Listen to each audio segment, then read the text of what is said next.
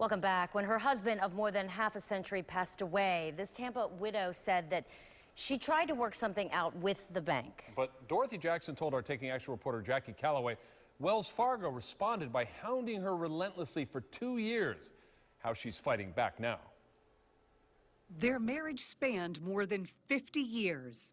Then in 2010, David Jackson, a retired Tampa police officer, died. I've been through so much, I couldn't go through anymore, I felt. Most of David Jackson's pension died with him. Dorothy could not make the house payment on her own. I called them to see if what, my options were.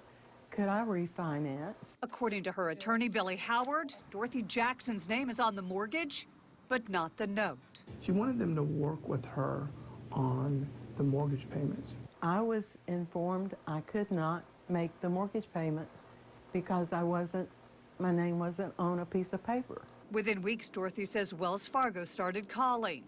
Starting at 8 o'clock in the morning till 9 o'clock at night. It was a nightmare. The worst part? They called her 10 times a day asking for her dead husband. 2 months later, Dorothy did what she thought was the right thing. She moved out of the house and gave it back to the bank. I was broken with everything that had happened, losing my husband, losing the house. According to court papers, the calls continued. I got out so you all can have the house, and you're still calling me.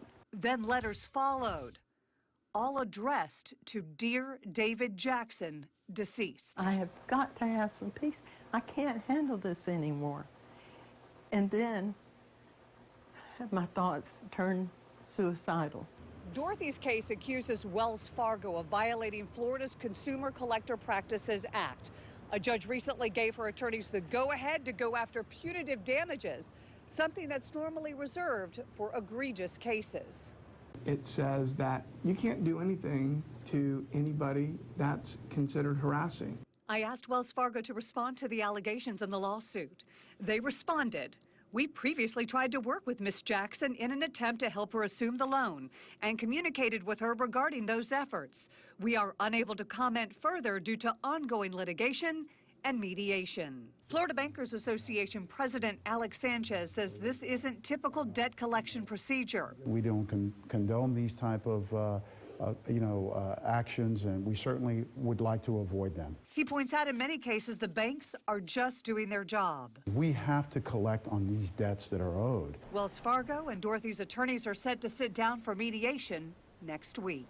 What do you hope Wells Fargo hears with your case? I want them to understand what they put me through for no reason. Jackie Calloway, taking action for you.